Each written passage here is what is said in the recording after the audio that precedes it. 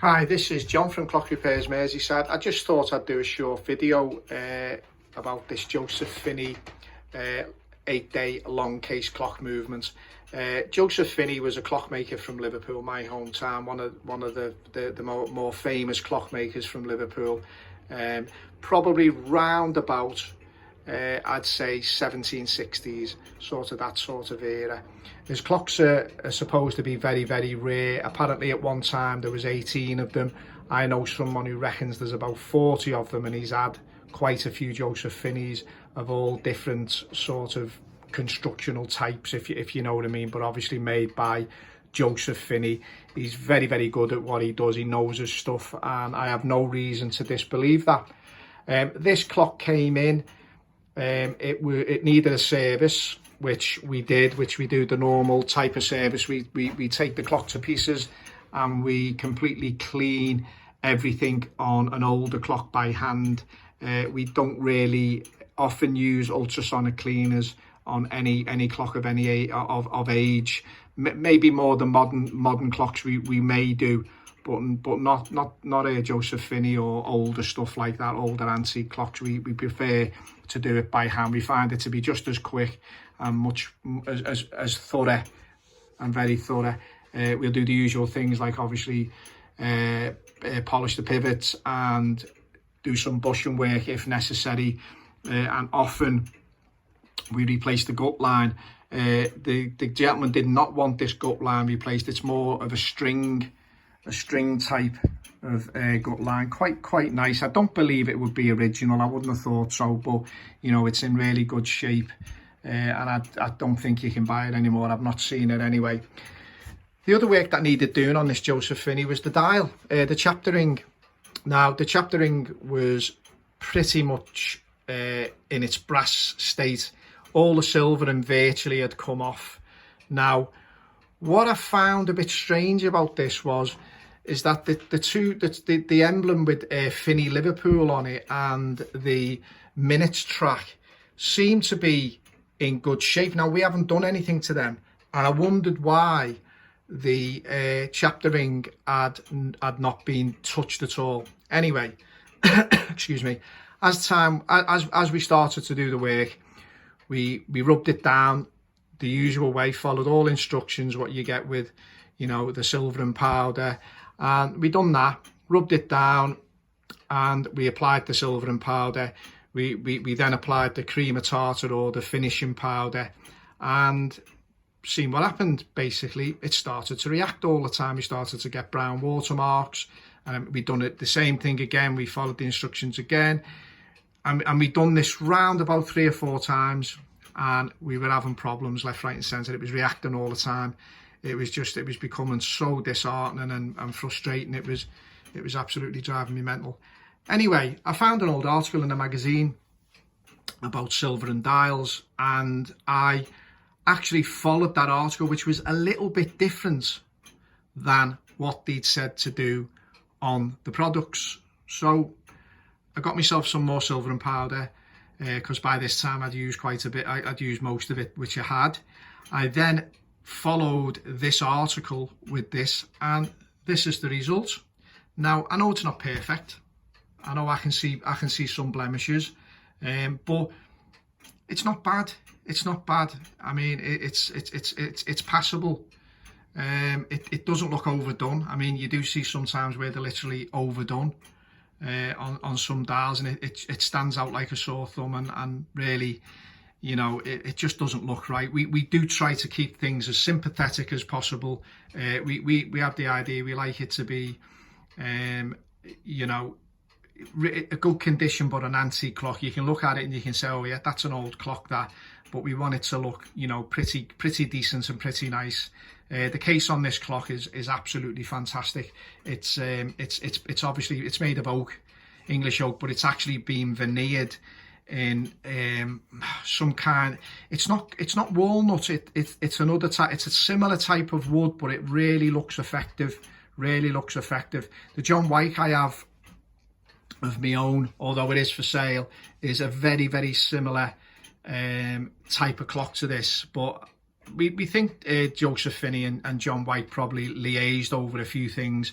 We're not 100% certain. Certainly from the same city. Well, John White was from Prescott really, but he moved into Liverpool, and Joseph Finney was from Liverpool. Same time frame and everything. So there's a pretty good chance that they have worked together, or they've liaised, or they've had a drink together or whatever. So probably ideas were getting swapped about with these two good clockmakers. Very, very good clock movements. A lot of clock movements are, grandfather clock movements, they're pretty similar. They work pretty much the same, but you just sometimes get, little touches, little finishing, and, the better touches and little things not left, better detail. And Joseph Finney and John White seem to fall straight into that sort of line of doing things. I mean, they've sort of thought a little bit out the box. We'll do that a bit better. We'll finish that a bit more. I mean, which is all good. And that's why, you literally servicing these clocks, and that's all you need to do. You're servicing them, changing a few, bits and pieces like gut line maybe and things like that. But the rest of it is pretty much in good shape because it's been made very well in the beginning. This clock has been on test now for about a fortnight, and it's run pretty well. We've regulated it so it keeps pretty good time, and really it's ready to go back to the customer. Well, the customer's going to come and see us tomorrow. He's going to collect it. He's an old customer of ours. He's various stuff over the last sort of 6 or 7 years. He's dealt with us, and some of his family deal with us. He bought various clocks from us. And that's it. But usually, as I say, that's got the dial on now. But they usually come into when they're in the workshop. They're like this one. They've got the dial off for about a week if they're getting test. This one isn't actually on test. This has just been put there at the moment. I mean, it's had some cleaning, but the movement's not in great shape on this clock.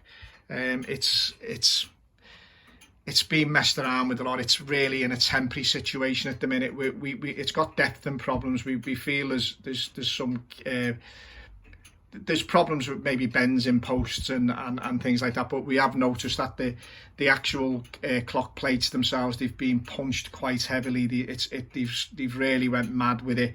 They use them. Someone's in the past has used bits of wire to things.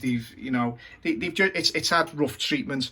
But again, I mean, this could have been done 100 years ago. We don't know. I mean, we've got no real idea. Nothing's been marked. There's no indication of any type of servicing it's had.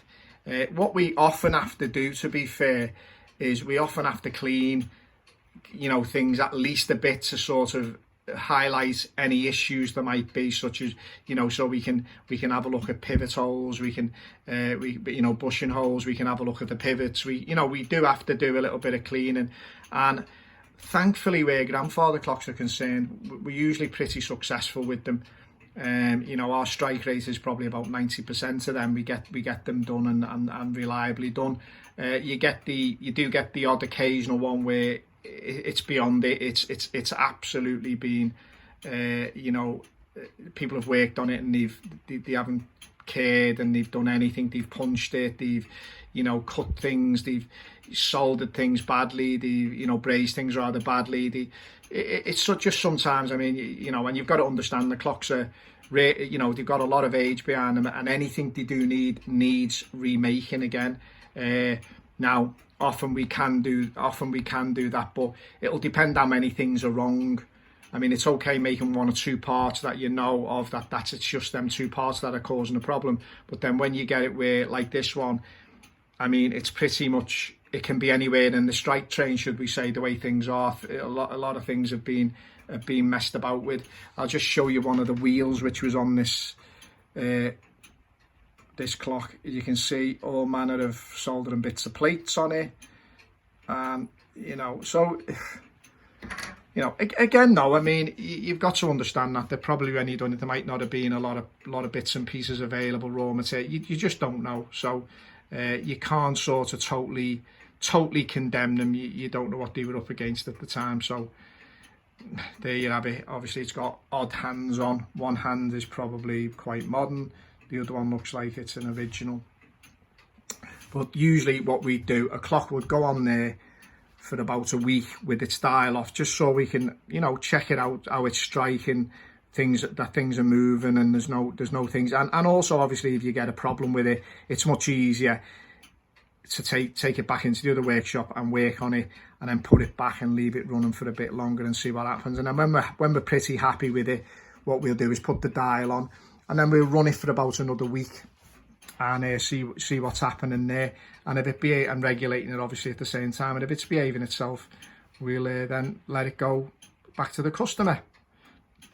Just going around the workshop, there's a few more clocks on test. The one in the centre there, that only came in, we just put it on. Apparently it intermittently stops, and it does intermittently stop, so you know, that's what we've got to investigate. My thinking at the minute is it needs the pallets refacing, because everything else, the movement's pretty clean, needs the pallets refacing, and we could go from there. This one here is just had its dial put on today. It's been on test for about a week, as it was. Needed quite a few things making for it.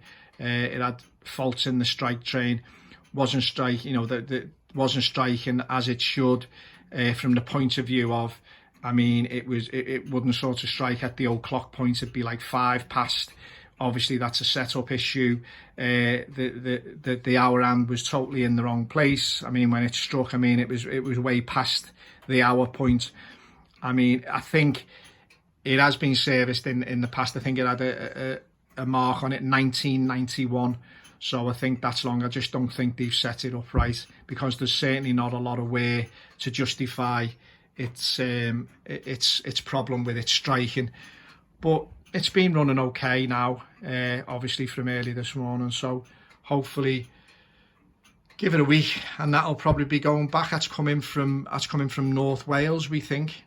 So yeah, we do get quite a lot of work in from North Wales. It's actually, I think it's a Welsh clock as well. It's made by John Joyce of Ruthen. This clock here, funny enough, the guy lives in Warrington, and that's a clock from Knutsford. So yeah, I think these clocks stay around certain families for a long time. I don't know what's on this one. Northwich and Nantwich, that one. And I know that that's actually coming from Warrington as well. So yeah, pretty much classed as provincial clocks. I mean, obviously London clocks are like the capital, but areas like Liverpool, Merseyside, Prescott, Knutsford, you know, we're classed as provincial clock makers. You'll find London type clocks, they can be a little bit, the cases are certainly a lot more basic, more squares and things, where we tended, as provincial makers, tended to make the cases a lot more fancy. But yeah, anyway, this is John from Clock Repairs Merseyside. Just a short video of maybe of interest to some people. I'm signing off, and have a good evening. Thank you.